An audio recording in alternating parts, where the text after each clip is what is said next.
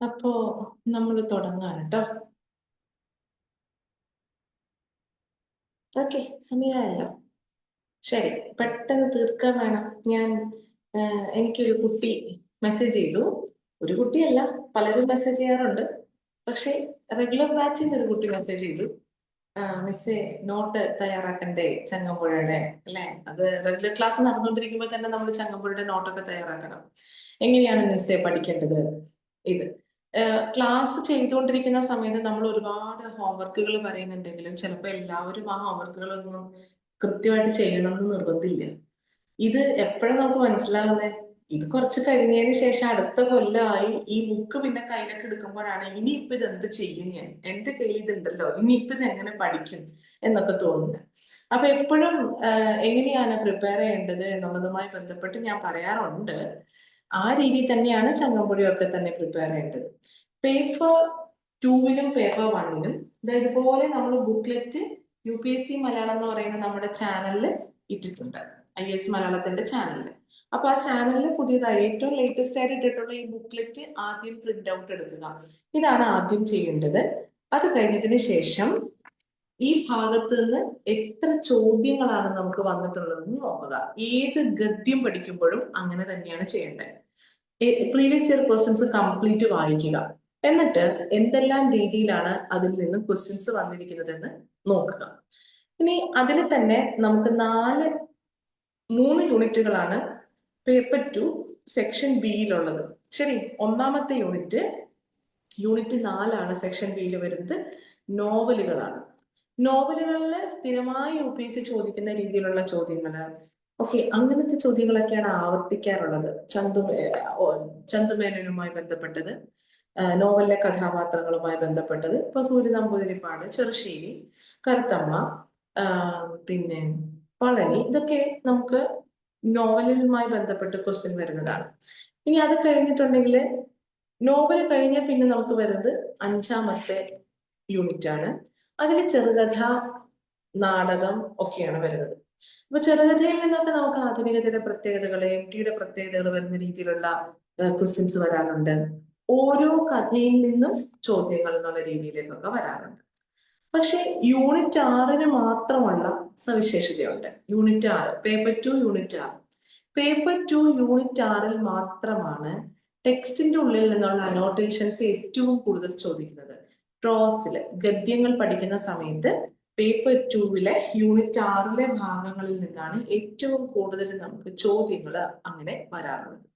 അപ്പോ paper 2 unit 6-ല് നമുക്ക് 3 ടെക്സ്റ്റുകളാണുള്ളത്. കണ്ണീരും കിനാവും, ചങ്ങമ്പുഴ നക്ഷത്രങ്ങളുടെ സ്നേഹഭജനം, അതുപോലെ ഭാരതപര്യടനം. അപ്പോൾ ഈ ടെക്സ്റ്റുകളെല്ലാം നമ്മൾ ഒരു ആവർത്തി ഇപ്പോ ഭംഗിയായിട്ട് വായിച്ചിട്ടുണ്ടാവണം.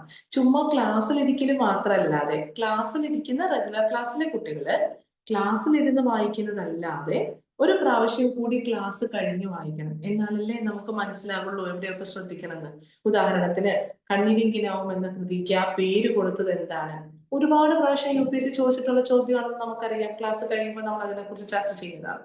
അപ്പൊ അത്തരം രീതിയിലുള്ള സന്ദർഭങ്ങൾക്ക് കൂടുതൽ പ്രാധാന്യം കൊടുത്തുകൊണ്ട് ടെക്സ്റ്റ് വീണ്ടും നമ്മൾ വായിക്കേണ്ടതായിട്ട് വരും. VT ഭട്ടതിരിപ്പാടിന്റെ ബാല്യകാല അനുഭവങ്ങൾ ചോദ്യം വന്നിട്ടുണ്ട്. ആത്മകഥ എന്നുള്ള സൈദ്ധാന്തികപരമായ രീതിയിലുള്ള ചോദ്യങ്ങൾ കണ്ണീരും കിനാവിൽ നിന്ന് വന്നിട്ടുണ്ട്. അപ്പൊ ഈ പ്രീവിയസ് ഇയർ ക്വസ്റ്റ്യൻസ് നോക്കി കൂടുതൽ അനോട്ടേഷനും വന്നിട്ടുണ്ട്, അല്ലെ? അപ്പോൾ ഇത്തരം രീതിയിലുള്ള ചോദ്യങ്ങളൊക്കെ നമ്മൾ നോക്കിക്കഴിഞ്ഞെങ്കിൽ മാത്രമേ ആ ടെക്സ്റ്റ് വീണ്ടും വായിക്കുമ്പോൾ നമ്മുടെ മനസ്സിലേക്ക് ആഴത്തിൽ ചെല്ലുള്ളൂ. ഭാരത പര്യടനവും ഇതുപോലെ തന്നെയാണ്. അപ്പൊ ഈ പറയുന്ന യൂണിറ്റ് 6-ലെ 3 ടെക്സ്റ്റുകളും നമ്മൾ എന്ത് ചെയ്യണം? നമ്മൾ വായിക്കണം. മറ്റു ടെക്സ്റ്റുകളും കഥകളൊക്കെ വായിക്കണം. പക്ഷെ അതിൽ നിന്നും അനോട്ടേഷൻസ് എന്നുള്ള രീതിയിലേക്കുള്ള കാര്യങ്ങൾ വരുന്നത് 6-ാമത്തെ യൂണിറ്റിനെ വെച്ച് നോക്കാൻ നേരത്ത് കുറവാണ്. 6-ാമത്തെ യൂണിറ്റിലാണ് ഏറ്റവും കൂടുതൽ നമുക്ക് അനോട്ടേഷൻസ് വരുന്നത്. നിങ്ങൾ പ്രീവിയസ് ഇയർ ക്വസ്റ്റ്യൻസ് നോക്കുമ്പോൾ നമുക്ക് ആ കാര്യം ക്ലിയർ ആകുന്നതാണ്. ഇനി നമുക്ക് വേണ്ടത് ചങ്ങമ്പുഴ നക്ഷത്രങ്ങളുടെ സ്നേഹഭാചനം. ഇത് നമ്മൾ പഠിക്കുമ്പോൾ നമ്മൾ എന്തെല്ലാം കാര്യങ്ങളാണ് ശ്രദ്ധിക്കേണ്ടത്? അതാണ് ഇന്നത്തെ ക്ലാസ്. അത് കഴിയുമ്പോൾ നിങ്ങൾക്ക് ബാക്കി കൃതികളും എങ്ങനെയാണ് പഠിക്കേണ്ടത് എന്നുള്ളതിന്റെ ഒരു ധാരണ എത്തും. ഓക്കെ, ഈ ടെക്സ്റ്റ് വായിക്കേണ്ടത് എങ്ങനെയാണെന്നറിയോ? ചങ്ങമ്പുഴ നക്ഷത്രങ്ങളുടെ സ്നേഹഭാചനം. ഈ ടെക്സ്റ്റ് വായിക്കേണ്ടത്, ഈ ടെക്സ്റ്റിന്റെ എല്ലാ അധ്യായത്തിലും നമുക്ക് ഈ ടെക്സ്റ്റ് എപ്പോഴും നമുക്ക് ഇങ്ങനെ മുഴുവൻ ഇരുന്ന് വായിക്കാൻ പറ്റില്ല. ആ ടെക്സ്റ്റിൽ എപ്പോഴും നമുക്ക് എന്തെങ്കിലുമൊക്കെ കാര്യങ്ങൾ എന്താണ് പ്രധാനപ്പെട്ടത് എന്നുള്ളതിനെ കുറിച്ച് മനസ്സിലാക്കി ഏത് ഭാഗങ്ങൾ നമ്മൾ ഫോക്കസ് ചെയ്ത് വായിക്കണം എന്നുള്ളതിനെ കുറിച്ചൊരു ധാരണയാണ് നമുക്ക് വേണ്ടത്. അല്ലാതെ ഇതിൽ ഇത്രയും പേജുകൾ മുഴുവനും വായിക്കുക എന്ന് പറഞ്ഞു കഴിഞ്ഞാൽ സ്ഥിരമായിട്ട് അത് നടക്കുവശല്ല. അപ്പൊ നമ്മൾ ആദ്യമേ വായിക്കുമ്പോൾ തന്നെ ഈ ഒരു കാര്യം ഇപ്പോൾ ചെയ്തു വെച്ചാൽ പ്രിലിംസ് ക്ലിയർ ചെയ്താൽ മെയിൻസിന് നമുക്ക് വളരെയേറെ ഗുണമുണ്ടാകും.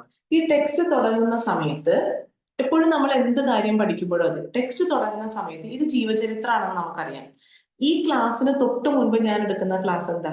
യൂണിറ്റ് 6.4 പേപ്പർ 1 ജീവചരിത്രം അല്ലെ? നമുക്കറിയാലോ ജീവചരിത്രമാണ് നമ്മൾ എടുക്കാറ്. അപ്പൊ യൂണിറ്റ് 6.4 ജീവചരിത്രത്തിന്റെ ക്ലാസ് എടുത്തു കഴിഞ്ഞതിന് ശേഷമായിരിക്കും ഈ ടെക്സ്റ്റ് എടുക്കുന്നത്. അപ്പോ ജീവചരിത്രം എന്നാൽ എന്താണ്, ഒരു മികച്ച ജീവചരിത്രത്തിന്റെ എന്തെല്ലാം സവിശേഷതകളുണ്ട്, ഇങ്ങനത്തെ കാര്യങ്ങളൊക്കെ നമ്മൾ പേപ്പർ 1 പഠിക്കും. പേപ്പർ 1 പഠിച്ചിട്ട് പേപ്പർ 1 മടക്കി വെച്ചാൽ പോരാ, നമ്മൾ എന്ത് ചെയ്യണം? പേപ്പർ 2 അതുതായി ഇതുപോലെ എഴുതി വെക്കണം. ഒരു ജീവചരിത്രം എന്താണ്, ജീവചരിത്രത്തിന് എന്തെല്ലാം പ്രത്യേകതകൾ ഉണ്ടാകും. അപ്പൊ ഈ ടെക്സ്റ്റിന്റെ ഈ ഭാഗത്ത് നമ്മൾ ജീവചരിത്രത്തിന്റെ സവിശേഷതകൾ എന്നുള്ളത് എഴുതി ഒരു പോർഷനിൽ ഇടണം. ഇതെന്തിനാണെന്നറിയോ?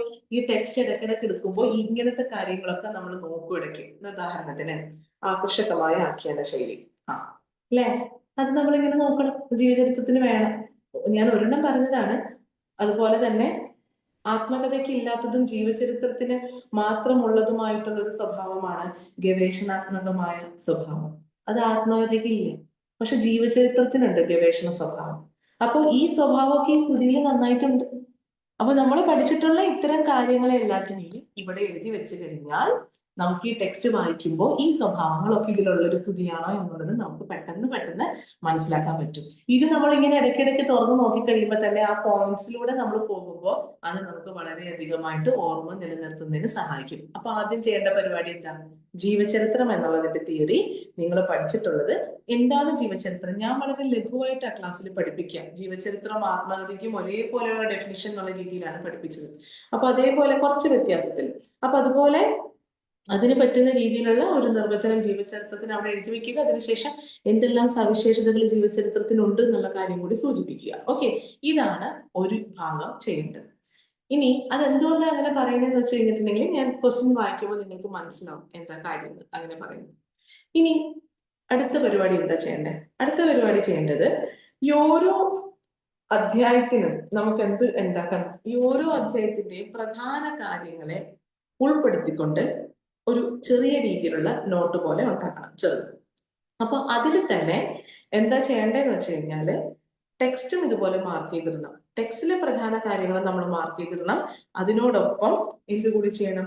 ആ നോട്ടിലും കുറച്ച് കാര്യങ്ങൾ എഴുതി വെക്കാനുണ്ട്. ശരി, ഞാനൊരു ഉദാഹരണം കാണിച്ചു തരട്ടെ.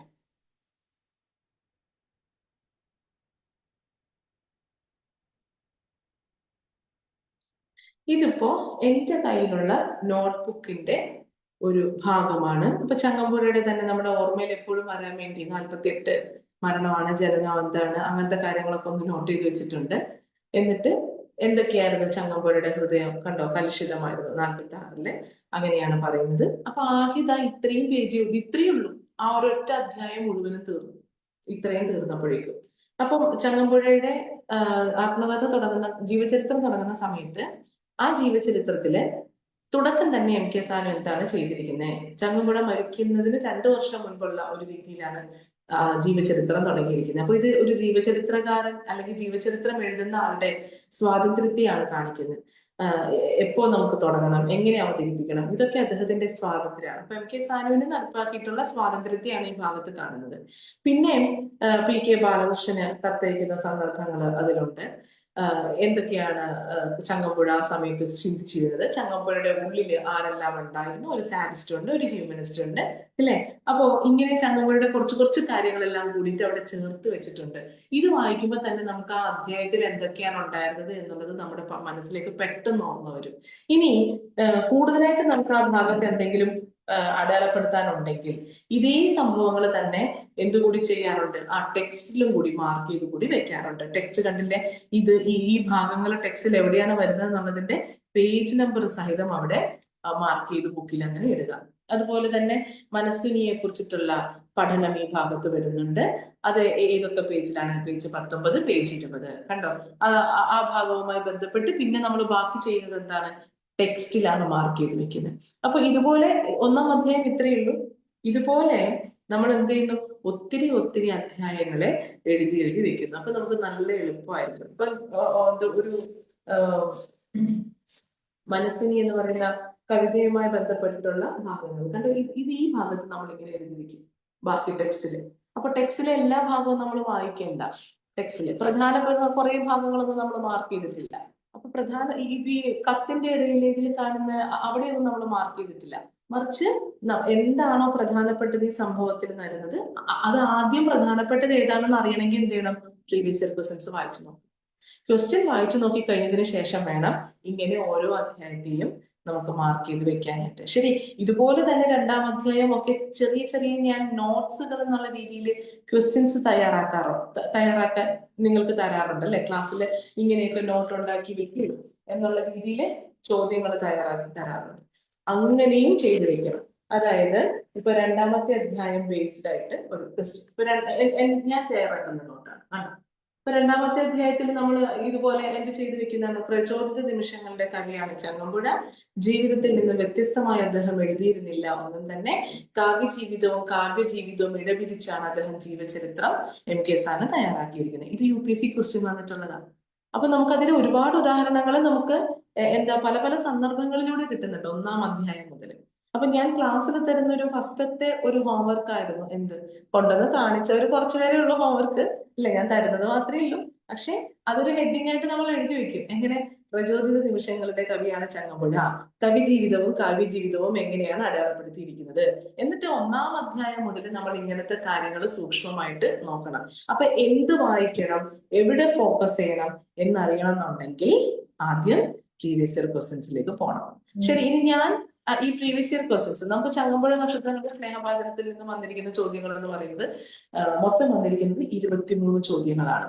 ശരി, അതില് നമ്മൾ എപ്പോഴും പറയും ഈ കൃതിയിലെ എല്ലാ അധ്യായങ്ങളും ഒരുപോലെ അല്ല. ശരി, ഈ കൃതിയില് അവസാനത്തെ 2 അധ്യായം, അതായത് 18ാമത്തെ അധ്യായവും 19ാമത്തെ അധ്യായവും, മൊത്തം നമുക്ക് 19 അധ്യായങ്ങളാണ് ഉള്ളത്. 18ാമത്തെ അധ്യായവും 19ാമത്തെ അധ്യായവും മാത്രം എന്താണ്? പ്രത്യേകമായിട്ടുള്ള അധ്യായങ്ങളാണ്. ഈ അധ്യായങ്ങൾക്ക് ജീവചരിത്രം എന്നുള്ളതിനേക്കാളും കൂടുതൽ പ്രാധാന്യം നമുക്ക് കാണുന്നത് നിരൂപണം എന്നുള്ള രീതിയിലാണ്. അല്ലെങ്കിൽ ചങ്ങമ്പുഴയുടെ കവിതകളുടെ പഠനമാണ് നമുക്ക് ഈ അധ്യായത്തിൽ കൂടുതൽ കാണുന്നത്. അപ്പൊ ജീവചരിത്രത്തെക്കാൾ കൂടുതൽ ഒരു നിരൂപണത്തിന്റെ അല്ലെങ്കിൽ ചങ്ങമ്പുഴ കവിതകളുടെ പഠനം എന്നുള്ള പ്രാധാന്യമാണ് ഈ 18ഉം 19ഉം അധ്യായങ്ങൾക്കുള്ളത്. MK സാനുവിന്റെ ആ ഒരു ചങ്ങമ്പുഴ കവിതകളുടേതായിട്ടുള്ള രീതിയെല്ലാം ഉണ്ട്. ഈ അധ്യായത്തെ ആസ്പദമാക്കി മാത്രം നമുക്ക് ഇത്രയും ക്വസ്റ്റ്യൻസ് ഉണ്ട്. നിങ്ങൾ അതിന്റെ ക്വസ്റ്റ്യൻ ഒന്നും എഴുതിയെടുക്കേണ്ട, നമ്പർ മാത്രം നോട്ട് ചെയ്താൽ മതി. ഞാൻ അതിനാണ് ക്വസ്റ്റ്യൻ നമ്പറും കൂടി തന്നിരിക്കുന്നത്. കണ്ടോ? അപ്പൊ ഇതിൽ നോക്കിയൊന്നു. പാടുന്ന പിശാച് എന്ന കാവ്യത്തെ പ്രലപനം എന്ന് അതിന്റെ അവസാന ഭാഗത്ത് ചങ്ങമ്പുഴ തന്നെ വിശേഷിപ്പിച്ചതിന് MK സാനു ചൂണ്ടിക്കാണിച്ച കാര്യങ്ങൾ യുക്തിസഹമാണോ എന്നുള്ളതാണ് ചോദ്യം. ശരി, ഇത് നമ്മൾ ക്ലാസ് എടുക്കുന്ന സമയത്ത് കൃത്യമായിട്ടും എന്താണ് ഏതാണെന്നുള്ള കാര്യമൊക്കെ പറഞ്ഞ് അടയാളപ്പെടുത്തി തരുന്ന ഭാഗമാണ്. 19ാമത്തെ അധ്യായത്തിൽ നിന്നാണ് ഈ ഒരു ചോദ്യം വന്നിരിക്കുന്നത്. കണ്ടോ? നമ്മൾ ടെക്സ്റ്റ് നോക്കി കണ്ടോ? മാർക്ക് ചെയ്തിട്ടിരിക്കുന്നത് പ്രലപനം എന്ന് പറയുന്ന ഭാഗം വരുന്നത് പേജ് നമ്പർ 212ലാണ്. കണ്ടോ? ആ ഭാഗത്തും അടയാളപ്പെടുത്തുക. ഇവിടെയൊക്കെ എന്തുകൊണ്ട് അങ്ങനെ പറയുന്നു, എന്താണ് ഇതിന്റെ സവിശേഷത? ടെക്സ്റ്റിൽ അടയാളപ്പെടുത്തി കഴിഞ്ഞാൽ പിന്നെ നമുക്ക് അതിന്റെ വേറെ നോട്ട് ഉണ്ടാക്കേണ്ട കാര്യങ്ങൾ വേറെയാണ്. അപ്പൊ ഇത് ഈ രീതിയിൽ നമ്മൾക്ക് അടയാളപ്പെടുത്തി വെച്ചാൽ മാത്രം മതി. 212ലും 213ലും ആയിട്ടാണ് നമുക്ക് ഈ ഭാഗങ്ങൾ ഈ ടെക്സ്റ്റിൽ കാണാനായിട്ട് സാധിക്കുന്നത്. അപ്പൊ എന്തുകൊണ്ട് അങ്ങനെ പറയുന്നു? ആ ഭാഗങ്ങൾ നിങ്ങൾ വായിക്കുമ്പോൾ നിങ്ങൾക്ക് ഉണ്ടാകുന്ന സംശയങ്ങളൊക്കെ ഇപ്പൊ ആൻസർ റൈറ്റിംഗ് ഗ്രൂപ്പിലോ അല്ലെങ്കിൽ നമുക്ക് ഇപ്പൊ ഒരു ഗ്രൂപ്പ് ഉണ്ടല്ലോ, സഹപാഠി എന്ന് പറയുന്ന ഗ്രൂപ്പ് ഉണ്ട്. അങ്ങനെ നിങ്ങളുടെ ബാച്ച് ഗ്രൂപ്പിലോ എവിടെ വേണമെങ്കിലും നിങ്ങൾക്ക് അതിനെ കുറിച്ചിട്ടുള്ള കാര്യങ്ങൾ മെൻഷൻ ചെയ്ത് ചോദിക്കാം. ശരി, ഇത് വളരെ ഡയറക്റ്റ് ആയിട്ടുള്ള ക്വസ്റ്റ്യൻ ആണ്. പക്ഷേ ഇത് ടെക്സ്റ്റ് വായിച്ചാൽ മാത്രം എഴുതാവുന്നതാണ്.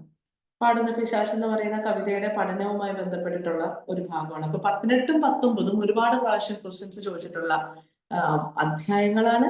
പക്ഷെ ഈ അധ്യായങ്ങൾ നമ്മൾ ക്ലാസ്സിൽ വളരെ മികച്ച രീതിയിൽ പോയിന്റുകൾ സഹിതം എന്തൊക്കെയാണ് നിങ്ങൾ വായിക്കേണ്ടതെന്ന് പോയിന്റുകൾ സഹിതം നിങ്ങളെ പഠിപ്പിച്ചു തരുന്നതാണ്. ഒറ്റയ്ക്ക് വായിക്കുമ്പോൾ ചിലപ്പോൾ ആ ഭാഷ കുറച്ച് ബുദ്ധിമുട്ടാണ്. 18ഉം 19ഉം അധ്യായത്തിലെ ഭാഷ മറ്റ് ഭാഗങ്ങളിൽ ചങ്ങമ്പുഴയുടെ വായിക്കുന്ന പോലെ അല്ല. 18ഉം 19ഉം അധ്യായം അത് കുറച്ച് ബുദ്ധിമുട്ടാണ്. അപ്പൊ ആ അധ്യായം ഒന്നുകിൽ ക്ലാസ്സിൽ ശ്രദ്ധയോടെ ഇരിക്കുമ്പോഴായിരിക്കണം നമ്മൾ അത് മാർക്ക് ചെയ്ത് പോകേണ്ടത്. വീണ്ടും നിങ്ങൾക്ക് ഒന്നുകൂടി കേൾക്കണം എന്നുണ്ടെങ്കിൽ ഇനി എപ്പോഴാണോ ആ ക്ലാസ് വരുന്നതെന്ന് നോക്കുക. ആ ക്ലാസ്സിന് വേണ്ടി ചോദിച്ചതിന് ശേഷം കയറുക. ഫസ്റ്റത്തെ ക്ലാസ് ഒന്നും വേണമെന്നില്ല. അവസാനത്തെ ക്ലാസ്സിൽ കയറി കഴിഞ്ഞാൽ വീണ്ടും ആ അധ്യായം നിങ്ങൾക്ക് കിട്ടും. ഓക്കെ അല്ലേ? ഇപ്പൊ പറഞ്ഞിരിക്കുന്ന കാര്യം ഇത്രയും പറഞ്ഞത്. ഇനി വന്നിരിക്കുന്ന ഭാഗം നോക്കി. കാവ്യരചനയെ സംബന്ധിക്കുന്ന കാൽപ്പനികാദർശം റൊമാൻറ്റിസിസം അതിന്റെ ശരിയായ രൂപത്തിൽ മലയാളത്തിൽ അവതരിപ്പിച്ചത് ചങ്ങമ്പുഴയാണ്. ഇതേ ഡയലോഗ് തന്നെ ആര് പറയുന്നുണ്ട്? അതാണ് ഞാൻ പറഞ്ഞത്, ടെക്സ്റ്റിന്റെ ഉള്ളിൽ നിന്നുള്ള അനോട്ടേഷൻസ് നമുക്ക് ക്വസ്റ്റ്യൻ വരുന്നു. ഇതേ ഡയലോഗ് MK സാനുവിന്റെ തന്നെ ഡയലോഗാണ്. ഇതേത് അധ്യായത്തിലാണെന്നറിയാം? 18-ാം അധ്യായം. 18-ാമത്തെ അധ്യായത്തിലാണ് MK സാനു എന്ത് ചെയ്യുന്നത്? ചങ്ങമ്പുഴ കവിതകളിൽ കാണുന്ന കാൽപ്പനികതയുടെ സ്വഭാവങ്ങൾ എന്തൊക്കെയാണ് എന്നുള്ളതിനെ കുറിച്ച് പറയുന്നത്. ശരി, നമ്മളിത് ഇങ്ങനെ വായിക്കുന്ന സമയത്ത് ഓരോന്നോരോന്ന് ഇങ്ങനെ മാർക്ക് ചെയ്തിട്ട് നമ്പർ ഒക്കെ ഇട്ട് ഞാൻ തന്നിട്ടുണ്ട് ഈ അധ്യായത്തിന് എന്തൊക്കെ കാൽപ്പനിക ഘടകങ്ങൾ ഈ അധ്യായത്തിലുണ്ട് എന്നുള്ളത്. അപ്പൊ ആ നമ്പർ ഇട്ട് വെച്ചിരിക്കുന്ന പോയിന്റുകളും അതിനനുസരിച്ചിട്ടുള്ള വരികളും മാത്രം അവിടെ പഠിച്ചു പോകുക എന്നുള്ളതാണ് ആ ലേഖനത്തിൽ നമുക്ക് ചെയ്യേണ്ടത്. അപ്പൊ കാൽപ്പനികമായിട്ടുള്ള എന്തെല്ലാം ഘടകങ്ങളുണ്ട് എന്നുള്ളത് നമുക്ക് ആ ഭാഗത്തു നിന്ന് കിട്ടും. എന്നിട്ട് ഈ ആശയം എങ്ങനെ സമർത്ഥിക്കുന്നു എന്നുള്ളത് എഴുതുക. അപ്പൊ എപ്പോഴും നമുക്ക് ആ ഒരു അധ്യായവുമായി ഒരു ബന്ധം ഉണ്ടാകണം എന്നുണ്ടെങ്കിൽ ഈ അധ്യായങ്ങൾ ഇങ്ങനെ വായിച്ചു കഴിഞ്ഞാൽ നമുക്ക് കുറച്ചുകൂടി ഭംഗിയായിട്ട് അതിനെ ഉൾക്കൊള്ളിക്കാനായിട്ട് പറ്റും. ഓക്കെ, ഇനി അടുത്ത ചോദ്യം നോക്കി. അതൊക്കെ കമ്പൽസറി ക്വസ്റ്റ്യൻ ആയിരുന്നു, കണ്ടില്ലേ? 10 മാർക്കിന്റെ ക്വസ്റ്റ്യൻസ് ആണ്. നമുക്ക് അതുകൊണ്ടാണ് C എന്നിട്ടിരിക്കുന്നത്. ഇനി അടുത്ത ഭാഗം നോക്കൂ എന്താണെന്നുള്ളത്. ചങ്ങമ്പുഴ എന്ന റൊമാൻറ്റിക് കവിയെ പുതുതായി കണ്ടെത്താനും കവിയുടെയും കവിതകളുടെയും സൂക്ഷ്മ ഭാവ ഗ്രന്ഥികളെ കണ്ടോ. ഞാനവിടെ എഴുതിയപ്പോ സ്ഥാ എന്നുള്ള ഒരു അക്ഷരം ഇടയ്ക്ക് കയറി വന്നു. അപ്പൊ ഞാൻ അതിനെന്താ ചെയ്തത്? ഒരൊറ്റ കുഞ്ഞു വെട്ട്, കണ്ടോ. അതല്ലാതെ നമ്മൾ അതിനെ കാക്കിരി വീക്കിരി എന്നൊന്നും പറഞ്ഞ് എന്ത് ചെയ്തത്? കുറിച്ചിടരുത് കേട്ടോ. ആൻസർ ഒക്കെ എഴുതി വെക്കുമ്പോ ഇങ്ങനെ വെട്ടി ഇങ്ങനെ കുത്തിയൊക്കെ ഇടും. അങ്ങനെയൊക്കെ ഇട്ട് കഴിഞ്ഞിട്ടുണ്ടെങ്കിൽ ഞാൻ അതിന്റെ ഉള്ളിൽ കയറി വായിക്കൊന്നുമില്ല. അങ്ങനെയൊക്കെ ഇടുന്നതിന് അതിന് തെറ്റിപ്പോയി. ഓക്കെ, പക്ഷെ നമ്മൾ വളരെ വൃത്തിയായിട്ട് ആ കാര്യത്തെ മാർക്ക് ചെയ്തിടുക കേട്ടല്ലോ. അപ്പൊ നമുക്ക് സൂക്ഷ്മഭാവ ഗ്രന്ഥികളെ തൊട്ട് കാണിക്കാനും MK സാനുവിന് കഴിഞ്ഞിട്ടുണ്ട്. അപ്പൊ ചോദിച്ചിരിക്കുന്നത് റൊമാൻറ്റിക് കവിയെ പുതിയതായി കണ്ടെത്തുക. ചങ്ങമ്പുഴ എന്ന് പറയുന്ന റൊമാൻറ്റിക് കവി എങ്ങനെയാണ്?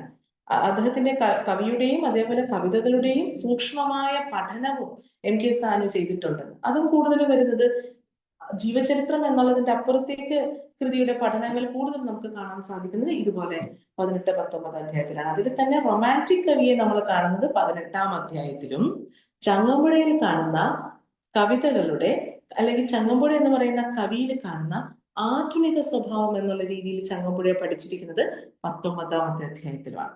അപ്പൊ നമ്മൾ ഇതുവരെ റൊമാൻറ്റിക് കവി എന്നൊക്കെ വിശേഷിപ്പിച്ചിരുന്ന ചങ്ങമ്പുഴയുടെ കവിതകളിൽ ആധുനികതയുടെ സ്വഭാവം എത്രത്തോളം ഉണ്ട്, അല്ലെങ്കിൽ ആധുനികതയുടെ ആദ്യത്തെ ഒരു രീതികളൊക്കെ ചങ്ങമ്പുഴയിൽ എങ്ങനെ നാമ്പെടുത്തു എന്നുള്ളത് 19-ാമത്തെ അധ്യായത്തിലും MK സാനു കൊടുത്തിട്ടുണ്ട്. അപ്പൊ ഇതിൽ ചോദിച്ചിരിക്കുന്ന റൊമാൻറ്റിക് കവിയുമായി ബന്ധപ്പെട്ടിട്ടുള്ള കാര്യങ്ങളെയാണ്. ഇനി നോക്കി, ചങ്ങമ്പുഴ കവിതകളുടെ അന്തർധാരകൾ വ്യക്തമാക്കുന്നതിൽ MK സാനു എത്രത്തോളം വിജയിച്ചിട്ടുണ്ട്. ഒരു കവിത കിട്ടിക്കഴിഞ്ഞാൽ ആ കവിതയെ അന്തർധാര, ചങ്ങമ്പുഴ എന്താണ് ഉദ്ദേശിച്ചിരിക്കുന്നത്, അല്ലെങ്കിൽ ചങ്ങമ്പുഴ എന്തെല്ലാം കാര്യങ്ങളാണ് അതിൽ അടങ്ങിയിരിക്കുന്നത്.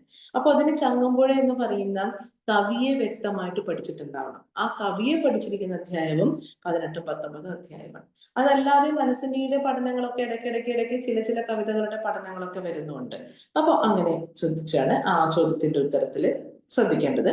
ഇനി നോക്കൂ, ഈ കൃതിയിലെ കൽപ്പിതാംശങ്ങൾ എന്താണ്? കൽപ്പിതമായ അംശം അത് സാനു ചിന്തിച്ച് എഴുതിയിട്ടുള്ളത്. MK സാനു എന്ത് ചെയ്തിട്ടുള്ളത്? MK സാനു നിരൂപണം നടത്തിയിട്ടുള്ള കാര്യങ്ങളെയാണ് നമ്മൾ കൽപ്പിതാംശങ്ങൾ എന്ന് പറയാം.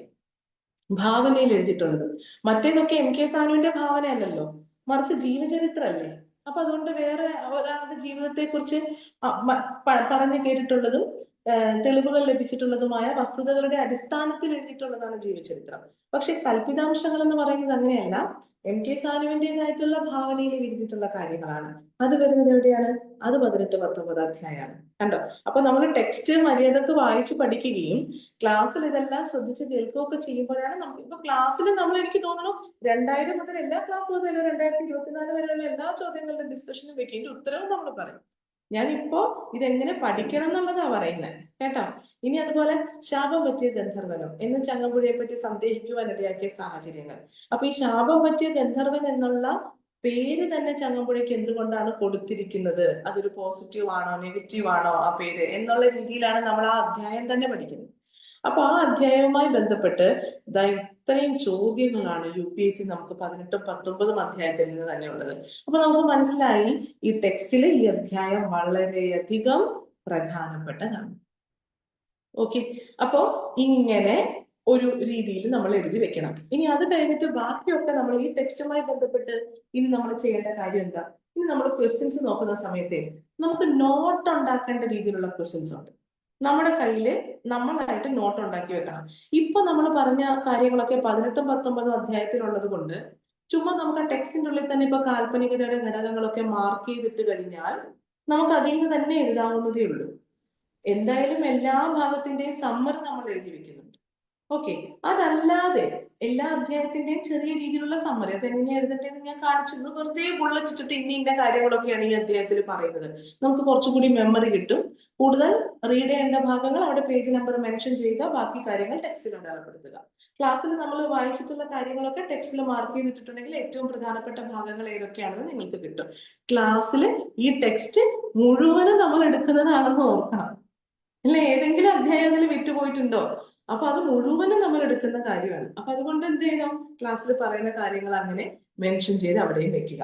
ഓക്കെ, ഇനി നമ്മൾ എന്തൊക്കെ ഭാഗങ്ങളിലാണ് നോട്ട് ഉണ്ടാക്കേണ്ടതെന്ന് നോക്കാം. അപ്പൊ നോട്ട് ഉണ്ടാക്കേണ്ട ഭാഗങ്ങള്, ഒന്നാമത്തേത് കളിത്തോഴിയുമായി ബന്ധപ്പെട്ടിട്ടുള്ള ഒരു ക്വസ്റ്റ്യൻ വന്നിട്ടുണ്ട് അല്ലെ UPSC. അപ്പൊ അത് ഏത് ക്വസ്റ്റ്യൻ ആണെന്നറിയോ? ക്വസ്റ്റ്യൻ നമ്പർ 10 ആണ്. ചങ്ങമ്പുഴയുടെ ദാമ്പത്യ ജീവിതത്തിൽ നിലനിന്നിരുന്ന സംഘർഷാത്മകമായ സംഭവങ്ങളെ കളിത്തോഴിയിൽ അതേപോലെ തന്നെ ചിത്രീകരിച്ചിട്ടുണ്ട്. അപ്പൊ ഈ ക്വസ്റ്റ്യൻ വന്നിട്ടുള്ളത് കൊണ്ട് നമ്മൾ എന്ത് ചെയ്യണം എന്നറിയോ? നമ്മൾ നോട്ട് പ്രിപ്പയർ ചെയ്യില്ലേ, ഇങ്ങനെ ഞാൻ പറഞ്ഞില്ലേ നോട്ട് ഇതുപോലെ ചെറുതായിട്ട് എഴുതി വെക്കണം. ഈ നോട്ട് എഴുതി വെച്ചിരിക്കുന്നതിന്റെ ഭാഗത്തും ആ അധ്യായം വരുമ്പോ ആ അധ്യായത്തിന്റെ ഭാഗത്തും അതേപോലെ ടെക്സ്റ്റിന്റെ മുകളിൽ, ടെക്സ്റ്റിൽ ഇപ്പൊ നമ്മള് പഠിക്കുന്ന ഭാഗത്ത് നിന്ന് UPSC ക്വസ്റ്റ്യൻ ചോദിച്ചിട്ടുണ്ടെന്ന് വിചാരിക്കുക, അത് ഇതുപോലെ എഴുതി വെക്കും. കണ്ടോ കണ്ടോ ഈ അധ്യായത്തിൽ നിന്ന് ക്വസ്റ്റ്യൻ വന്നിട്ടുണ്ടെങ്കിൽ ആ അധ്യായത്തിന്റെ മുകളിൽ ഇതുപോലെ എഴുതി വെക്കുക. അതേപോലെ തന്നെ നോട്ടിലും എന്ത് ചെയ്യുക? ആ യൂണിറ്റിന്റെ നോട്ട് നമ്മൾ പ്രിപ്പയർ ചെയ്യുമ്പോൾ അവിടെ ആ ക്വസ്റ്റ്യൻ എഴുതി വെക്കുക. അപ്പൊ ഞാനിപ്പോ കളിത്തോഴി എന്ന് പറയുന്ന നോവലിന്റെ ചങ്ങമ്പുഴയുടെ സ്വഭാവം എങ്ങനെയാണ് ദൃശ്യമായിരിക്കുന്നത്, അല്ലെങ്കിൽ ജീവിതം എങ്ങനെ കാണുന്നു, അത് എത്രാമത്തെ അധ്യായം എന്നറിയോ? ടെക്സ്റ്റില് 15-ാമത്തെ അധ്യായമാണ്. അപ്പോ നമ്മൾ ചെയ്യേണ്ട എന്താ? ടെക്സ്റ്റില് നോട്ടൊക്കെ തയ്യാറാക്കേണ്ടതുമായി ബന്ധപ്പെട്ട് നമുക്കൊരു ഇൻഡെക്സ് ഉണ്ടല്ലേ? അതിൽ കുറെ ക്വസ്റ്റ്യൻസ് നമുക്ക് അതുമായി ബേസ്ഡ് വന്നിട്ടുണ്ടല്ലേ? പെട്ടെന്ന് കണ്ടുപിടിക്കണം. നമുക്ക് ടെക്സ്റ്റ് തുറന്ന് നോക്കിയിട്ടുണ്ടെങ്കിൽ നമ്മുടെ കയ്യിൽ ആ ടെക്സ്റ്റ് യൂസ് ചെയ്തിട്ടുണ്ട്, നമ്മള് ഉപയോഗിച്ച് നമ്മൾ നന്നായിട്ട് പഠിച്ചിട്ടുണ്ടെന്ന് തോന്നിയാൽ തന്നെ നമുക്ക് ആ ടെക്സ്റ്റിനോട് നല്ല സ്നേഹം തോന്നും. അറിയോ നിങ്ങൾക്ക്? അപ്പോ ഇതിന്റെ ആദ്യ ഭാഗത്ത് എന്ത് ചെയ്ത് വെക്കുക? കണ്ടോ, നൈരാശ്യത്തിന്റെ ദീപനാൾ എന്ന് പറയുന്ന 1-ാമത്തെ ലെസണിലെ മനസ്സിനി ക്വസ്റ്റ്യൻ വന്നിട്ടുണ്ട്. അപ്പൊ അതിന് മനസ്സിനിയെ കുറിച്ചിട്ടുള്ള കാര്യം പറയുന്നുണ്ട്. 10-ാമത്തെ ഭാഗത്ത് മനസ്സിനി എന്ന് പറയുന്ന കാര്യം വരുന്നുണ്ട്. 6-ാമത്തെ ഭാഗത്ത് സഞ്ജയൻ ഉണ്ട്. കണ്ടോ, 7-ലും സഞ്ജയൻ വരുന്നുണ്ട്, 14-ലും കാരണം ഇതിൽ UPSC ചോദിച്ചിട്ടുണ്ട്. കണ്ടോ, ഇനി ഏറ്റവും ലാസ്റ്റത്തെ കണ്ടില്ലേ 18-19, അവിടെയാണ് എന്ത് എഴുതി വെക്കേണ്ടത്? കൽപ്പിതമായ ഭാഗങ്ങൾ അല്ലെങ്കിൽ ചങ്ങമ്പുഴ കവിതകളുടെ പഠനങ്ങൾ. കണ്ടോ, അപ്പോ ജീവചരിത്രത്തിൽ നിന്നും നിരൂപണത്തിലേക്കുള്ള കൃതിയുടെ വളർച്ച, അതൊക്കെയാണ് അതിൽ കാണുന്നത് 18-19 അധ്യായം. ഓക്കെ, ഇനി 15-ാമത്തെ അധ്യായത്തിൽ നമ്മൾ കളിത്തോഴി എന്നുള്ള ഭാഗം കണ്ടു. അപ്പൊ 15-ാമത്തെ അധ്യായത്തിന്റെ സമ്മറി നമ്മൾ ഉണ്ടാക്കി നോട്ട് ബുക്കിൽ എഴുതുന്ന സമയത്ത് ഇപ്പോ പല കാര്യങ്ങളും പറയുമല്ലോ. അതേ 15-ാമത്തെ അധ്യായം എഴുതിയിരിക്കുന്നു ചോദ്യം വന്നിരിക്കുന്നത് എന്തൊക്കെയാണ് ഞാനിതിൽ എഴുതി വെക്കുന്നതെന്ന് അറിയോ? ഈ 15-ാം അധ്യായത്തിന്റെ മുകൾ ഭാഗത്ത് ഒന്നാമത് എഴുതിയിരിക്കുന്നത് സ്വന്തം അനുഭവത്തിൽ നിന്നും വ്യത്യസ്തമായി ഒന്നും എഴുതാനില്ലാത്ത കലാകാരനാണ് ചങ്ങമ്പുഴ എന്ന് MK സാനു ഇതിലൂടെയും സമർത്ഥിക്കുന്നു കളിത്തോഴിയിൽ. നോവൽ എഴുതിയാലും സ്വന്തം അനുഭവം, കഥ എഴുതിയാലും സ്വന്തം അനുഭവം, ആത്മകഥ എഴുതിയാലും സ്വന്തം അനുഭവം, വിവർത്തനം എഴുതിയാൽ പോലും സ്വന്തം അനുഭവമാണ് അതിൽ. അപ്പോ ചങ്ങമ്പുഴയെ നമുക്ക് എല്ലാറ്റിലും കാണാം. ചങ്ങമ്പുഴ എന്ത് എഴുതിയാലും അതിന്റെ ഉള്ളിൽ ആരുണ്ടാവും? ചങ്ങമ്പുഴ ഉണ്ടാവും, അല്ലെ? അപ്പൊ അതുമായി ബന്ധപ്പെട്ടാണ് ആ ചോദ്യം വന്നത്. ചങ്ങമ്പുഴയുടെ ദാമ്പത്യ ജീവിതത്തിൽ നിലനിന്നിരുന്ന സംഘർഷാത്മകമായ അന്തരീക്ഷം അതേപടി കളിത്തോടിയിലും അവതരിപ്പിച്ചിട്ടുണ്ട്. നമ്മൾ ആ വർഷവും അവിടെ എഴുതി എന്ത് ചെയ്തിട്ടുണ്ട്? മെൻഷൻ ചെയ്തിട്ടുണ്ട്. കണ്ടോ? എന്നിട്ട് ഇനി എന്ത് ചെയ്യണം? നമ്മൾ നോട്ട്ബുക്കിലേക്ക് എഴുതുകയാണ്. നോട്ട്ബുക്കിലേക്ക് എഴുതുമ്പോൾ നമുക്ക് ഇതുപോലെ പല പല കാര്യങ്ങളുണ്ട് എന്നുള്ള രീതിയിലുള്ള കാര്യങ്ങളെ ചേർത്ത് വെച്ചിട്ട് വേണമല്ലോ പലതും ചെയ്യാനായിട്ട്. അപ്പോ തുടിക്കുന്ന താളങ്ങൾ എന്ന് പറയുന്ന ചങ്ങമ്പുഴയുടെ ആത്മകഥാപരമായിട്ടുള്ള കൃതിയിൽ ചങ്ങമ്പുഴ പറയുന്നുണ്ട്, തനിക്ക് ബാല്യകാലത്ത് ഒരു സുഹൃത്തുണ്ടായിരുന്നു, അല്ലെ? ഒരു കളിത്തോഴി ഉണ്ടായിരുന്നു. ആ കളിത്തോഴിയുടെ പേരാണ് കൊച്ചമ്മു. ഇനി എന്താണ് ഇതിന് നോവലുമായിട്ടുള്ള ബന്ധം? ഈ കൊച്ചമ്മുവിന്റെ പേര് അമ്മു എന്നുള്ള പേര്, ഈ അമ്മു എന്നുള്ള പേരും നോവലിലെ പേരിനോട് വളരെ സാദൃശ്യമുണ്ട്. അമ്മിനി. കണ്ടോ? അപ്പൊ ഒരു പോയിന്റ് എഴുതിയിട്ട് ഒരു ആരോ ഇടുക. ആ പോയിന്റ് എങ്ങനെയാണ് നോവലിൽ കാണുന്നത്? ചങ്ങമ്പുഴയുടെ ജീവിതത്തിൽ എങ്ങനെ, നോവലിൽ എങ്ങനെ? അങ്ങനെ നമ്മളൊരു കോളം പോലെയാണ് ഇതിലെ കാര്യങ്ങൾ എഴുതേണ്ടത്. അപ്പൊ നമുക്ക് ഓർത്തിരിക്കാനായിട്ട് നല്ല എളുപ്പമുണ്ടാവും. അപ്പൊ ഒരു ഉദാഹരണം കൂടി. ദാരിദ്ര്യത്തിന്റെ പടുകുണ്ടിൽ കിളർന്നു വന്ന ഒരു പനിനീർ ചെമ്പകമായിരുന്നു രവീന്ദ്രൻ. അവന് 10 വയസ്സ് പ്രായം മാത്രമുള്ള കാലത്ത് അവന്റെ പിതാവ് ഇഹലോകം വിടിഞ്ഞു. കണ്ടോ? ഒരു പോയിന്റ് ആരോ ഇട്ടു. നമ്മൾ തൊട്ടിപ്പുറത്ത് എന്താ എഴുതുന്നത്? ദാരിദ്ര്യത്തിന്റെ പടുകുണ്ടിൽ ജനിച്ചു പോയല്ലോ എന്നുള്ള രീതിയിലുള്ള വേദനയില് നിറഞ്ഞിട്ടുള്ള ഭാര്യമായിരുന്നു ചങ്ങമ്പുഴ കൃഷ്ണപിള്ളയുടെയും, അല്ലെ? അദ്ദേഹത്തിന് ഇതുപോലെ തന്നെ ചെറുതായിരുന്ന സമയത്ത് ബാല്യകാലത്തിൽ അച്ഛനും നഷ്ടപ്പെട്ടു, സഹോദരിയും നഷ്ടപ്പെട്ടു. ശരി. അപ്പൊ അതേപോലെ തന്നെയുള്ള സംഭവമാണ് ആരിലുള്ളത്? ചങ്ങമ്പുഴയിലുള്ളത്. പിന്നെ രവീന്ദ്രനിൽ കാണുന്ന മദ്യപാനാസക്തി ആർക്കുണ്ട്? ചങ്ങമ്പുഴയിലുണ്ട്. രവീന്ദ്രനിൽ കാണുന്ന സാഡിസം, പിന്നെ സന്ദർഭങ്ങളുണ്ട്. അപ്പൊ ഇതെല്ലാം നമ്മൾ ഒരു വശത്ത് നോവലും ഒരു വശത്ത് ചങ്ങമ്പുഴയുടെ ജീവിതവുമായിട്ട് കണക്ട് ചെയ്ത് എഴുതി വെക്കുക. എക്സ്പ്ലനേഷൻ വല്ലതും ഉണ്ടെങ്കിൽ അതെന്ത് ചെയ്യുക? പേജ് നമ്പർ ആ നോട്ടിൽ മെൻഷൻ ചെയ്തിടുക, ബാക്കി ടെക്സ്റ്റിൽ അടയാളപ്പെടുത്തി വെക്കുക. ക്ലിയർ ആയോ? ശരി. അപ്പൊ ഇതുപോലെ തന്നെ നോട്ട് പ്രിപ്പയർ ചെയ്യേണ്ട വേറൊരു ഭാഗമാണ് സഞ്ജയൻ. അപ്പൊ സഞ്ജയന്റെ ചോദ്യം വന്നിരിക്കുന്നത് എങ്ങനെയാ? ചങ്ങമ്പുഴയും സഞ്ജയനും തമ്മിലുണ്ടായ കലഹത്തിന്റെ കാരണവും സ്വഭാവവും. ഇത്രയും കാര്യം എഴുതണം. കാരണവും സ്വഭാവവും എഴുതണം. അപ്പൊ ഇത് എവിടെയാണ് തുടങ്ങുന്നത്? 6ാമത്തെ അധ്യായത്തിലാണ് തുടങ്ങുന്നത്. ശരി. 6ാമത്തെ അധ്യായം മുതലാണ് ഈ സഞ്ജയനുമായിട്ടുള്ള പ്രശ്നം നമുക്ക് കാണാനായിട്ട് സാധിക്കുന്നത്. എന്തുകൊണ്ട്? അപ്പൊ ബാഷ്പാഞ്ജലി എന്ന് പറയുന്ന പുസ്തകം പ്രസിദ്ധീകരിക്കുന്നു. ആരാണ് അവതാരിക എഴുതിയത്? അല്ലെ, ഇ.വി. കൃഷ്ണപിള്ള അവതാരിക എഴുതി. അദ്ദേഹം ആരായിരുന്നു? അദ്ദേഹം ഒരു ഹാസ്യ സാഹിത്യകാരനായിരുന്നു. ശരി. ആ സമയത്താണ് 1935 ചങ്ങമ്പുഴ എന്തെഴുതുന്നത്? മോഹിനി മാതൃഭൂമിയിൽ പ്രസിദ്ധീകരിക്കുന്നത്. അപ്പൊ അതിനാണ് സഞ്ജയൻ ഒരു ഹാസ്യ ലേഖനം എഴുതുന്നത്, കോരപ്പുഴയുടെ കവിതാരീതി എന്ന് പറഞ്ഞു. കണ്ടോ? അപ്പൊ ഈ സംഭവങ്ങളെ ഓരോന്നായി ഓരോ അധ്യായത്തിലും എന്തൊക്കെയാ പറയുന്നത് എന്നുള്ള. അപ്പൊ ഇത് നോട്ട് ഉണ്ടാക്കണം എന്ന് പറഞ്ഞാൽ എന്താ? പല അധ്യായങ്ങളിലായിട്ടാണ് കിടക്കുന്നത്. അപ്പൊ കാര്യവും കാരണവും നമുക്ക് കിട്ടും. എങ്ങനെയാണ് ഇവരുടെ തർക്കം ഉണ്ടായത്? ഇനി എന്തും കിട്ടണം? സ്വഭാവം കൂടി കിട്ടണം. സ്വഭാവം എന്താണ്? വ്യക്തിവിദ്വേഷം. അതല്ലാതെ ഒന്നുമില്ല എന്നുള്ളതാണല്ലോ ചങ്ങമ്പുഴ പറഞ്ഞതായിട്ട് പറയുന്നത്. അപ്പൊ അതാണ് നമുക്ക് അവിടെ കൊടുക്കേണ്ടത്. വ്യക്തിവിദ്വേഷം. പിന്നെ രണ്ടുപേരും ഹാസ്യ സാഹിത്യകാരന്മാരാണ്, സഞ്ജയനും അതുപോലെ ഇ.വി. കൃഷ്ണപിള്ളയും. അപ്പൊ അതുകൊണ്ട് എന്ത് സംഭവിക്കുന്നു? രണ്ടുപേരും ഹാസ്യ സാഹിത്യകാരന്മാരായതുകൊണ്ട് ആ ഇ.വിയുടെ ശിക്ഷണത്തിലോ അല്ലെങ്കിൽ ഇ.വിയുടെ ശ്രദ്ധയിലോ ഊന്നിക്കൊണ്ട് ഒരാൾ വളർന്നു വരുന്നപ്പോ അയാളോട് തോന്നുന്ന രീതിയിലുള്ള ഒരു ബുദ്ധിമുട്ട്, അതായിരുന്നു സഞ്ജയൻ ഉണ്ടായിരുന്നത്. അപ്പൊ ഇതൊക്കെ എം.കെ. സാനു എങ്ങനെയാണ് നിരീക്ഷിക്കുന്നത്, കണ്ടെത്തുന്നത്, മനസ്സിലാക്കുന്നത്, അപഗ്രഥിക്കുന്നത് എന്നുള്ളത് നമ്മൾ നോട്ടിൽ എഴുതി വെക്കുക. അപ്പൊ നോട്ട് പ്രിപ്പയർ ചെയ്യാനുള്ള 2ാമത്തെ സംഭവമാണ് സഞ്ജയൻ. 1ാമത്തേത് നമ്മൾ കളിത്തോടി പറഞ്ഞു. ഇനി 3ാമത്തേത് ചങ്ങമ്പുഴ കൃഷ്ണപിള്ള നക്ഷത്രങ്ങളുടെ സ്നേഹഭാചനം എന്ന നാമമാകൃതിക്ക് എത്രത്തോളം അനുയോജ്യമാണ്? Page number question number 13.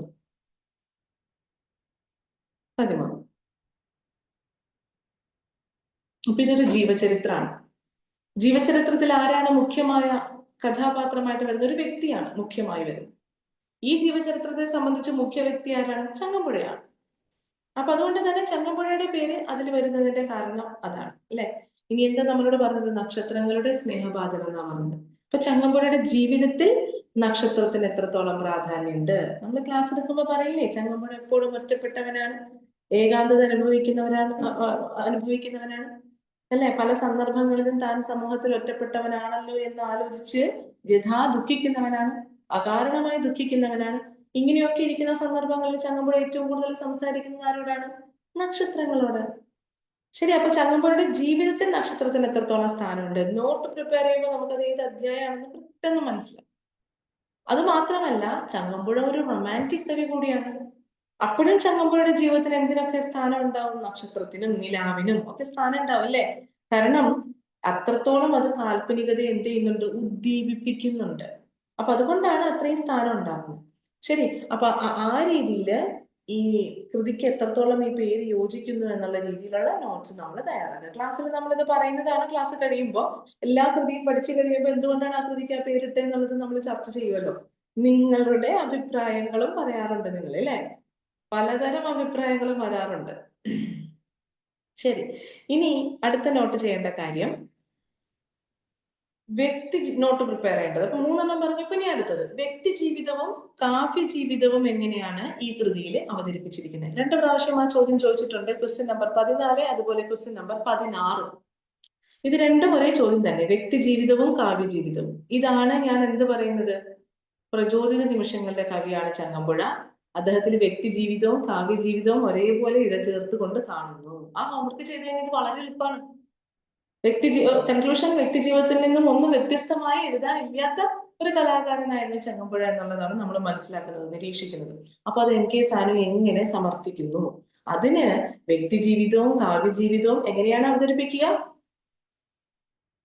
June ബാച്ചിലെ പിള്ളേർ പറഞ്ഞ്, ഞാൻ ഇന്നലെ പറഞ്ഞു തന്നല്ലോ. വ്യക്തി ജീവിതവും കാവ്യ ജീവിതവും എങ്ങനെ അവതരിപ്പിക്കുന്നു എന്നാണ് പറഞ്ഞത്?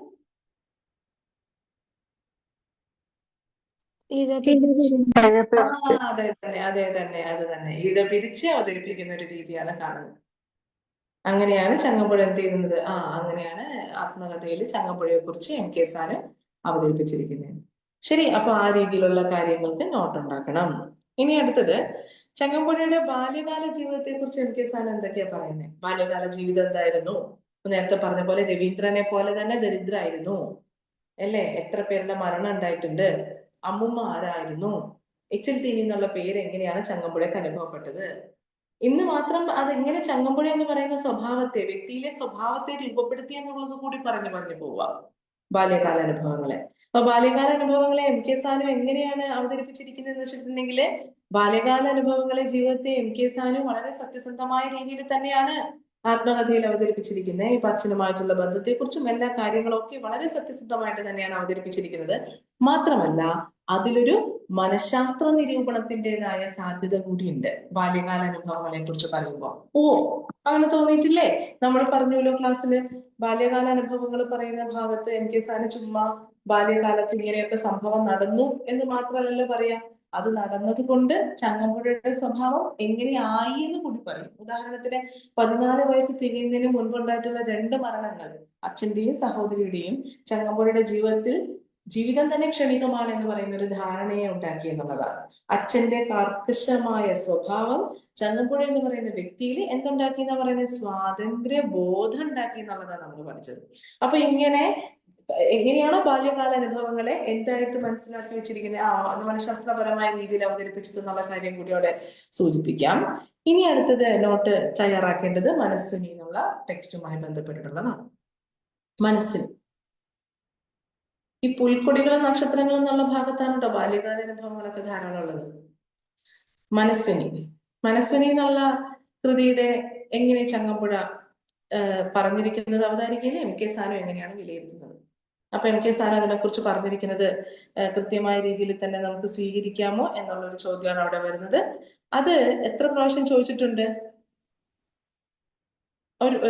ഒരു പ്രാവശ്യം നോട്ട് ഉണ്ടാക്കുക എന്നുള്ളത് മാത്രം ഒറ്റ പ്രാവശ്യം ചോദിച്ചിരിക്കുന്നത് മനസ്വിനി എന്ന് പറയുന്ന ടെക്സ്റ്റുമായി ബന്ധപ്പെട്ട്. അത് 3 അധ്യായത്തിലായിട്ടാണ് കിടക്കുന്നത്. ആ 3 അധ്യായത്തിലെയും വായിച്ചിട്ട് വേണം എങ്ങനെ എം കെ സാനു ഇത് തന്റേതായിട്ടുള്ള കാര്യത്തെ പറയുന്നത്. ഇത് ക്ലാസ് എടുക്കുന്നത് കൊണ്ടാണ് ഞാനത് വിശദീകരിക്കാത്തത്. ഞാനിപ്പോ എങ്ങനെ പഠിക്കണം എന്നുള്ളതിനെ കുറിച്ച് മാത്രമാണ് കേട്ടോ പറയുന്നത്. ടെക്സ്റ്റ് എങ്ങനെ പഠിക്കണം, ക്ലാസ് എടുക്കല്ല ഇത്, എങ്ങനെ പഠിക്കണം എന്നുള്ളതാ പറയുന്നത്.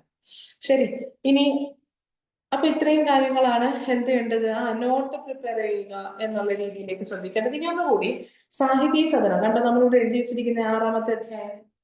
സാഹിതീ സദനം. ആ സാഹിതീ സദനത്തിലുള്ള ചങ്ങമ്പുഴയുടെ ജീവിതത്തെ കുറിച്ച് എന്തൊക്കെയാണ് പറയുന്നത് എന്നുള്ളതാണ്. അത് തൊട്ട് മുൻപത്തെ കുഴപ്പം പലതരം എന്ന് പറയുന്ന അധ്യായത്തിലാണ് ഈ കാര്യങ്ങൾ തുടങ്ങുന്നത്. കാരണം ആ അധ്യായത്തിലാണ് ചങ്ങമ്പുഴ പലതരത്തിലുള്ള ബന്ധങ്ങളിലേക്കൊക്കെ പെട്ടുപോവുകയും പിന്നീട് PM അച്യുത വാര്യർ ചങ്ങമ്പുഴയെ എന്ത് ചെയ്യുന്നു? വാത്സല്യത്തോടുകൂടി സ്നേഹത്തോടുകൂടി ഉപദേശിക്കുന്നു. അതില് ചങ്ങമ്പുഴയുടെ കണ്ണ് നിറയുകയും ചങ്ങമ്പുഴ പിന്നീട് അദ്ദേഹത്തിന്റെ വാര്യര് മഠത്തിലേക്ക് പോയി അവിടെ നിന്ന് പുസ്തകങ്ങളൊക്കെ വായിച്ച് ചങ്ങമ്പുഴയിലുണ്ടായ മാറ്റങ്ങളാണ് പറയുന്നത്. ആ വീടിന്റെ പേര് പിന്നീട് എന്തായി മാറുന്നു? സാഹിതീ സദനം.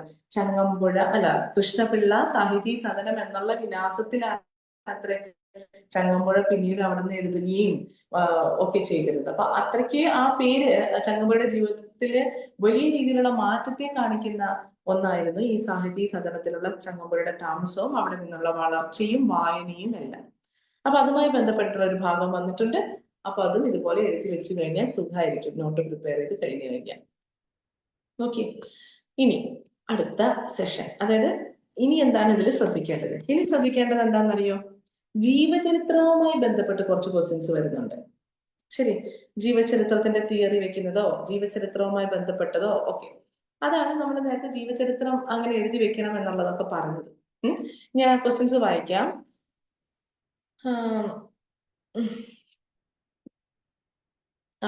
നിരൂപകന്റെ വിലപ്പെട്ട സിദ്ധികളിൽ സുപ്രധാനമായ ഒന്ന് സത്യം പറയുവാനുള്ള ധീരതയാണ്. MK സാനുവിന്റെ നിരൂപണങ്ങളിൽ തെളിഞ്ഞു കാണുന്ന സത്യദർശന വ്യഗ്രത അദ്ദേഹം എഴുതിയ ചങ്ങമ്പുഴ ജീവചരിത്രമായ നക്ഷത്രങ്ങളുടെ സ്നേഹഭാജനത്തിൽ എത്രത്തോളം പ്രകടമാണ്. അപ്പോ സത്യം പറയാനായിട്ടുള്ള വ്യഗ്രത എത്രത്തോളം ഉണ്ടെന്ന് ഒരു ജീവചരിത്രത്തിൽ. അപ്പൊ ഒരു ജീവചരിത്രത്തിൽ തന്നെ സത്യസന്ധതയ്ക്ക് എത്രത്തോളം പ്രാധാന്യമുണ്ട്, ഇല്ലേ? വളരെയധികം പ്രാധാന്യം ജീവചരിത്രത്തിനുണ്ട്. നമ്മൾ പറയുമല്ലോ, ത്യാജ്യ ഗ്രാഹ്യ വിവേചന ബുദ്ധിയും സത്യം പറയാനായിട്ടുള്ള പ്രാധാന്യവും ഒക്കെയുണ്ട്. അതൊരു ജീവചരിത്രം അങ്ങനെയാണെങ്കിൽ നമുക്ക് ആ വ്യക്തിയെ കൃത്യമായിട്ട് മനസ്സിലാക്കാൻ പറ്റുള്ളൂ. അല്ലാണ്ട് ചങ്ങമ്പുഴയുടെ ഏറ്റവും നല്ല കാര്യങ്ങളെ കുറിച്ച് മാത്രം പറഞ്ഞ് ചങ്ങമ്പുഴയുടെ മോശപ്പെട്ട കാര്യങ്ങളെ കുറിച്ചൊക്കെ ഇതിൽ നിന്നും പറയാതിരുന്നിട്ടുള്ള ഒരു കൃതിയാണോ ഇത്? അല്ല, അങ്ങനെ ഒരു കൃതിയല്ല. അപ്പൊ അത്രത്തോളം നമുക്ക് മനസ്സിലാവുന്നുണ്ട് ഇതില് സത്യദർശന വ്യഗ്രത എന്ന് പറയുന്ന ഘടകം നന്നായി കാണുന്നുണ്ട്. അപ്പൊ ജീവചരിത്രം എന്ന നിലയിലാണ് അതിനെ എന്ത് ചെയ്യേണ്ടത്? നമ്മൾ ആ ക്വസ്റ്റിനെ അപ്രോച്ച് ചെയ്യേണ്ടത്. അതേപോലെ തന്നെയാണ് അരാജക വാസനകളുടെ വിളനിലമായ വ്യക്തിപ്രകൃതവും. അരാജകവാസം എന്താന്നാ പറഞ്ഞത്? നമ്മൾ തനിക്ക് തോന്നുന്ന പോലെ ജീവിക്കുക, അങ്ങനെ. അപ്പൊ ഈ അരാജകവാസനത്തിന്റെ വിളനിലമായ വ്യക്തിത്വം കൊണ്ട് സ്വപ്നലോകങ്ങളിൽ വ്യാപരിച്ചു പോകുന്ന കവി സ്വഭാവമുണ്ട്. ഇതെങ്ങനെയാണ് ഇങ്ങനെയെല്ലാം ഉള്ള ചങ്ങമ്പുഴയെ വളരെ സൂക്ഷ്മവും വളരെ സത്യസന്ധവുമായി MK സാനു അടയാളപ്പെടുത്തുന്നത്? ക്വസ്റ്റ്യൻ നമ്പർ 2 ആണ്. അപ്പൊ അവിടെയും നമുക്ക് കാണുന്ന എന്താണ്? ഒരു ജീവചരിത്രം എന്നുള്ള രീതിയിൽ വളരെ ലഹരി പിടിച്ച ജീവിതത്തിൽ ജീവിക്കുന്ന ചങ്ങമ്പുഴയെ എങ്ങനെ MK സാനു അവതരിപ്പിച്ചു? ഓക്കെ, ഇനി ചങ്ങമ്പുഴയുടെ ശപിക്കപ്പെട്ട ഗന്ധർവ ജീവിതത്തെ കവിതകളിൽ നിന്നും ജീവചരിത്രത്തിൽ നിന്നും MK സാനു എങ്ങനെയാണ് കാണുന്നത്? ചങ്ങമ്പുഴയുടെ ജീവിതം എങ്ങനെയാണ്? കവിതയിലും എങ്ങനെയാണ് ശപിക്കപ്പെട്ട ഗന്ധർവ ജീവിതം തന്നെ, ജീവിതത്തിലും അങ്ങനെ തന്നെ. ഗന്ധർവൻ ഭൂമിയിലേക്ക് വന്ന പോലെ അത്രയ്ക്ക് ആകർഷകമുള്ള, അത്രയ്ക്ക് പ്രത്യേകതകളുള്ള ഒരു വ്യക്തിത്വമായിരുന്നു. അതെങ്ങനെയാണ് MK സാനു ജീവിതത്തിലും കാണിക്കുന്നത്, കവിതകളിലും കാണിക്കുന്നത്? അങ്ങനെ. ഓക്കെ, അതും ആ ജീവചരിത്രവുമായി ബന്ധപ്പെട്ടാണ് ആ ഭാഗം വന്നിരിക്കുന്നത്. ഇനി ചങ്ങമ്പുഴ എന്ന് പറയുന്ന വ്യക്തിയെ കുറിച്ചിട്ടുള്ള ചോദ്യങ്ങളാണ്. വ്യക്തിയെ, അതായത് മുന്തിരിച്ചാറ് പോലുള്ള ഒരു ജീവിതം, അതായത് എന്താ? ലഹരി പിടിച്ചെന്ന ജീവിതമാണ്, ലഹരി നിറഞ്ഞ ജീവിതമാണ്. അതുകൊണ്ട് അതാണ് ഉദ്ദേശിക്കുന്നത്. ചങ്ങമ്പുഴയുടെ സർഗാത്മകത ഉദ്ദീപിപ്പിച്ചിട്ടുണ്ട്. സർഗാത്മകത എന്താ? അദ്ദേഹത്തിന്റെ ക്രിയേറ്റിവിറ്റി, കവിത്വശേഷി. ആ സർഗാത്മകതയെ ഉദ്ദീപിപ്പിച്ചിട്ടുള്ളത് ഈ പറയുന്ന ലഹരി പിടിച്ച അദ്ദേഹത്തിന്റെ ജീവിതമാണ്. ചങ്ങമ്പുഴ കൃഷ്ണപിള്ള നക്ഷത്രങ്ങളുടെ സ്നേഹപാചനം എന്ന കൃതിയെ ആസ്പദമാക്കി ചർച്ച ചെയ്യാൻ ഈ ജീവിതം അദ്ദേഹത്തെ എങ്ങനെയാണ്, അദ്ദേഹത്തിന്റെ കവിത്വത്തെ വർദ്ധിപ്പിച്ചിരിക്കുന്നത്. അതേപോലെ തന്നെ കാമവികാരത്തിന്റെ മതാന്തമായ പ്രയാണം മൂലം താളം തെറ്റിയ ജീവിതമായിരുന്നു ചങ്ങമ്പുഴയുടേത്. ഈ കൃതിയെ ആസ്പദമാക്കി അദ്ദേഹത്തിന്റെ ജീവിതം എങ്ങനെയായിരുന്നു, ആ സ്വഭാവം വിലയിരുത്താൻ.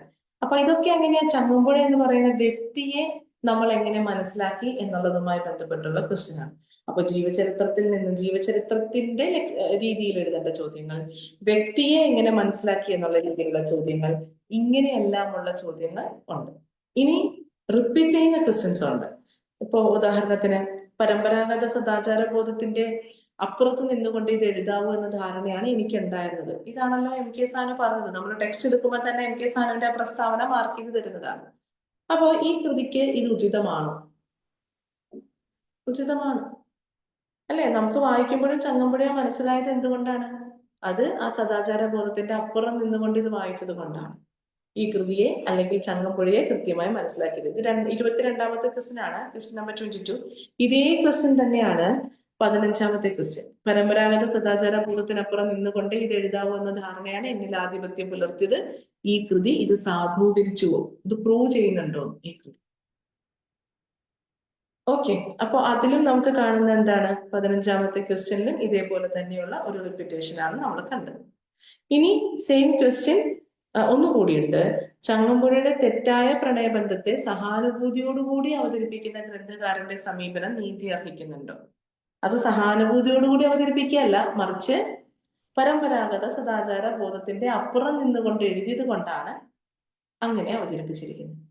ശരി, അപ്പൊ അതിലും നമുക്ക് വരുന്ന ഉത്തരം ഇത് തന്നെയാണ്. അപ്പൊ 3 പ്രാവശ്യം ആ ക്വസ്റ്റ്യൻ വന്നിട്ടുണ്ട്. ഇത് ക്വസ്റ്റ്യൻ നമ്പർ 20 ആണ്. ശരി, ഇനി അതേപോലെ ആവർത്തിച്ചിട്ടുള്ള ഇപ്പൊ കവിജീവിതവും വ്യക്തിജീവിതവും നമ്മൾ പറഞ്ഞു, വീണ്ടും റിപ്പീറ്റ് ചെയ്തിട്ടുണ്ടെന്ന്. ഇത്രയും ക്വസ്റ്റ്യൻസാ ഉള്ളത്. ഇപ്പൊ തന്നെ ചോദ്യങ്ങളെല്ലാം തീർന്നു. പിന്നെ വരുന്നത് ചങ്ങമ്പുഴയെ വെള്ളം പൂശുന്നുണ്ടോ എന്നുള്ള ചോദ്യമാണ്. സത്യസന്ധമാണോ എന്നുള്ളത് തന്നെയാണ് ഇതിന്റെ വേറൊരു വശം. കൃതി സത്യസന്ധമാണോ എന്നുള്ളതാണ്. വെള്ളം പൂശുന്നില്ല എന്നുള്ളത് നമുക്ക് തെളിയിക്കാൻ പറ്റും.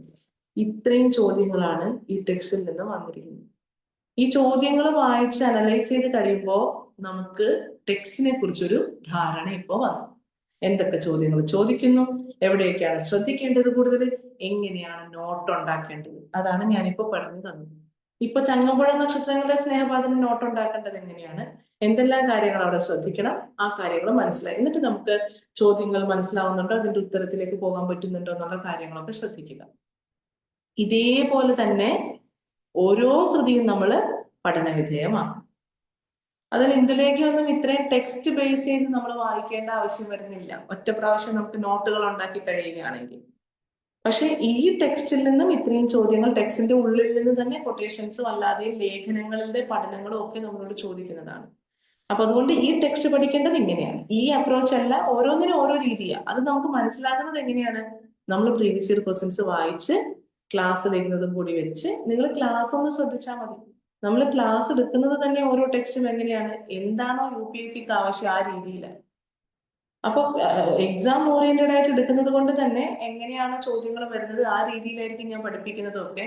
ഈ ഭാഗം പ്രധാനപ്പെട്ടതാണ്. ഇപ്പൊ 18ഉം 19ഉം അധ്യായം എടുക്കുന്ന സമയത്ത് എല്ലാം ടെക്സ്റ്റ് കൊണ്ടുവരണം എന്ന് ഞാൻ പറയും. പൊതുവെ ഞാൻ ടെക്സ്റ്റ് കൊണ്ടുവരാൻ പറയും എങ്കിലും, കാരണം അതിൽ മാർക്ക് ചെയ്യാനുണ്ടാവും നമുക്ക്. അതുകൊണ്ട് ഓക്കെ, മനസ്സിലായോ എങ്ങനെയാണ് ടെക്സ്റ്റിന്റെ ചങ്ങമ്പുഴ എങ്ങനെ പഠിക്കണം, ചങ്ങമ്പുഴ എങ്ങനെ നോട്ട് ഉണ്ടാക്കണം, അതാണ് ഇന്ന് കഴിഞ്ഞത്. ഇത് ബാക്കി നിങ്ങൾ ഇതുപോലെ ചെയ്തു നോക്കുക. അടുത്ത ഭാഗങ്ങൾ ഇങ്ങനെ ചെയ്യുക. ഞാൻ ഒരു പ്രാവശ്യം നോക്കട്ടെ, പേപ്പർ 1ന്റെ ക്ലാസ് കൂടി ഇങ്ങനെ ഒരെണ്ണം വെച്ച് തരാം. എങ്ങനെ പേപ്പർ 1 കുറെ കൂടി ഈസിയാണ് പഠിക്കാൻ. പേപ്പർ 1 നമ്മൾ പഠിച്ചു കഴിഞ്ഞാൽ പിന്നെ നമുക്ക് ഇത്രയും പണി. പേപ്പർ 2 ഈസി ആയിരുന്നു. എപ്പോഴാണെന്നറിയോ? ഇന്ന് ഞാൻ 4 ദിവസം കൊണ്ടൊക്കെയാണ് ചങ്ങമ്പുഴ, 5-4 ദിവസം കൊണ്ടാണ് ചങ്ങമ്പുഴ തീർക്കുന്നത് ടെക്സ്റ്റ്. കാരണം ഇത്രയും വായിച്ചു തീരണ്ടേ ഞാൻ. 2-2.5 മണിക്കൂർ കിട്ടിയിട്ട് കാര്യമില്ല. അപ്പൊ നമ്മൾ ക്ലാസ് എടുക്കുമ്പോൾ ചിലപ്പോൾ 5 അധ്യായം പഠിപ്പിച്ചിട്ടുണ്ടായുള്ളൂ. ആ 5 അധ്യായത്തിന്റെ നോട്ട് അന്ന് പോയി എഴുതി കഴിഞ്ഞാൽ നമുക്ക് എളുപ്പമാണ്, തീരും ഈ കാര്യങ്ങൾ. അന്ന് ചെയ്യാതിരിക്കുമ്പോഴാണ് നമുക്ക് ഇത്രയും പെൻഡിങ് ഒക്കെ വരിക.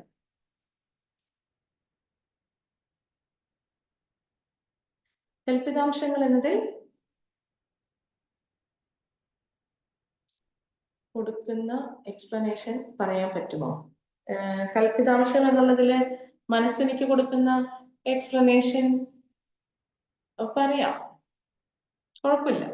പക്ഷെ കൽപ്പിതാംശങ്ങൾ എന്ന് പറഞ്ഞ് വരുന്നത് കറക്റ്റ് ആയിട്ട് വരുന്നത് എന്തുമാത്രമാണ്? ഈ 19ഉം 18ഉം അധ്യായങ്ങളാണ്.